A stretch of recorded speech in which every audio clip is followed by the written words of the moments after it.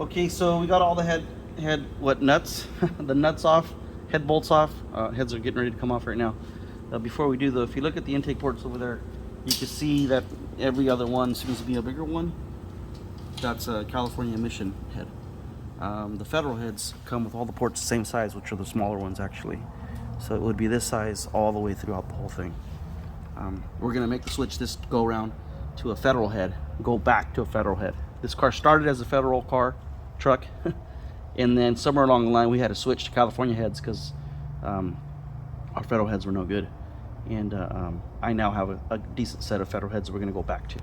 So this will be the last time that we run these California heads, just so you guys know. So we'll pull the heads off. I'll pull this side off, and then Joe will pull the other side off. We should be able to just go right to the ground and then look at the pistons right away. Let's see here. I don't know if any of these are damaged. This is that'll work like that. Let me get the flashlight out. Let's see here. So that one doesn't look hurt. This is the odd side. So this is 1, 3, 5, and 7. Oh man, we're starting to get some damage in there. It looks like, I don't know what that is.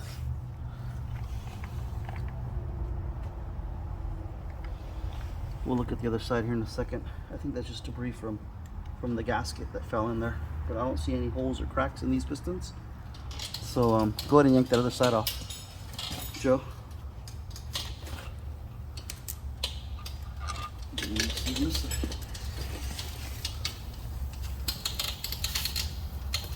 So these are really soaked. Huh.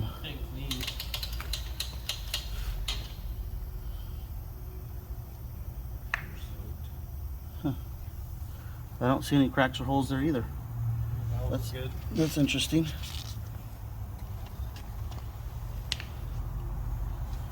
So last time I took it apart, it looked the same way, and I had to look a little more closely and discovered that the piston was melted.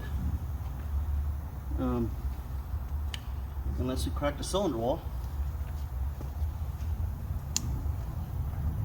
So we're gonna rotate the engine over. We're gonna roll it over and see if we maybe see a crack.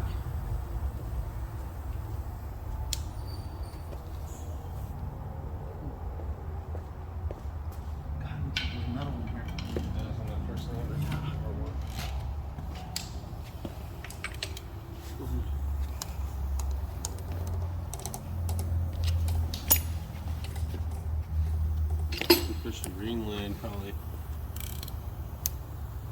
Yeah, this one's short. Look, watch. Go back again. No, she looks fine, right? It looks a little short. Go with this one too. Go this one all the way up.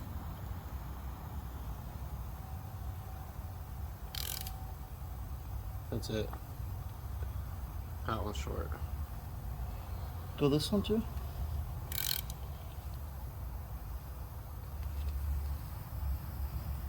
That one looks flush. I want to put this one at bottom dead center.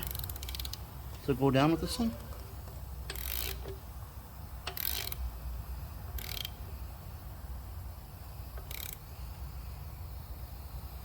Right there. Huh.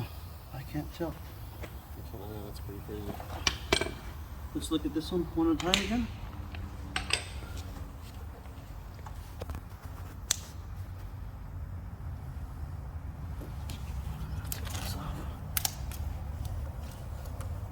I mean, I hear things going on in there. So do I. It sounds Like if it has some broken rings or something. Yeah. Which that could do it. Yeah. Yeah, that'll definitely let all the compression down But it's into the better- crankcase. Better to have good pistons and rods. No fucking cracks. That's really good. I mean, you could have popped a ring in there in Florida. Well, that back hole over there is making noise. I'm kind of thinking that's the bad one. We'll see. We'll see once we get the pistons out. It didn't crack and it didn't melt, and there's not a hole in it. So pretty impressive, honestly. Always find a new way to break things. I don't understand. But these are the mall performance race cast pistons. So technically we're way past what they're recommended to be doing with.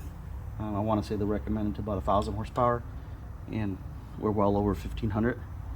So the fact that they've lasted this long is impressive. They have 2 seasons on them, over 500 passes and about 10,000 miles. So it's a lot. It's a lot. Well, we'll get this thing on the stand and then tear the covers off and get the pistons out, and then we'll see what really happened. All right, cool. Okay, looking at these a little closer, if you look at this side here, which is the odd side, right? The passenger bank, 1, 3, 5, 7. They all look about the same. They're dull, they're not shiny at all, and they're definitely not wet. I mean, obviously there's some here on the side, but that's just from removing the head. So if you come to the driver's side, the even bank, 2, 4, 6, 8, 2 and 4 have that same look to it. So that's 6 pistons that look the same. And then here's 6 and 8.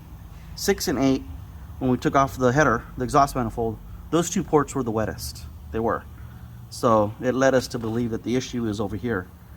We don't see a crack, we don't see a hole. And the cylinder walls look pretty good. And there was no mixing of oil and water. That didn't happen. So based on what we can see here, I would say that the rings broke. The compression rings broke in both of these cylinders. That's my guess. I mean, we'll know once we get the pistons out. I can't tell from here, but we know that compression and boost and pressure was making its way into the crankcase. So the only way it could get from the top of the piston to the bottom of the piston is failure of the piston, the rings, or the cylinder wall. So pistons look intact, cylinder walls look intact. It's got to be the rings. We'll see. That's going to be a new one for us, them breaking. Not sure exactly why or what would have caused that. Possibly maybe the ring gap wasn't enough. I usually gap these at 24 thousandths. I think I'm going to open it up some more. We're going with the forged piston this time, so I got to see what the manufacturer recommendation is for a forged piston boosted nitrous combo. You know, making 60 pounds of boost and about 1,800 horsepower. We'll see what they recommend. It's probably going to be more than 24, and maybe that was the problem. Maybe the ring gap wasn't enough, and they hit and they broke, and here we are, broken motor. Yay!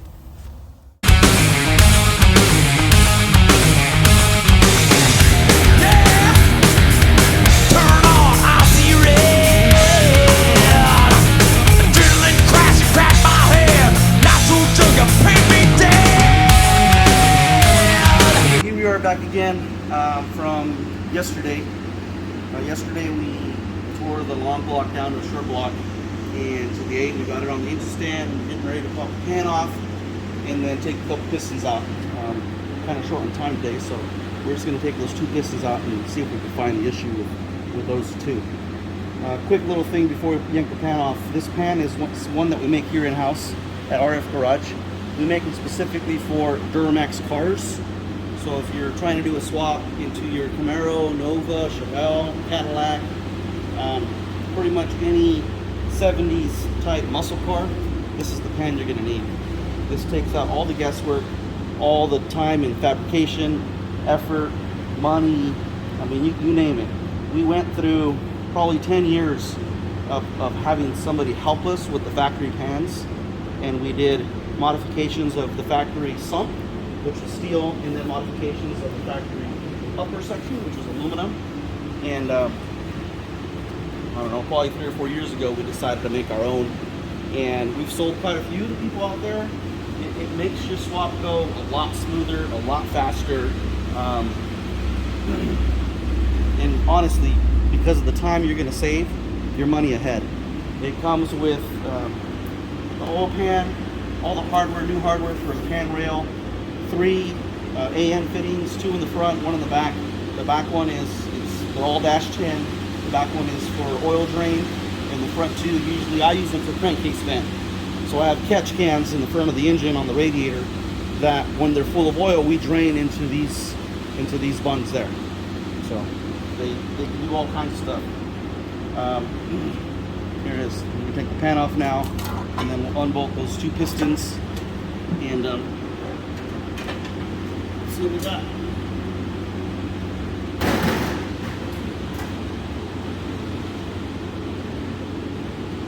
For those of you who asked too, technically it retains the factory amount of oil in it. It holds 10 quarts.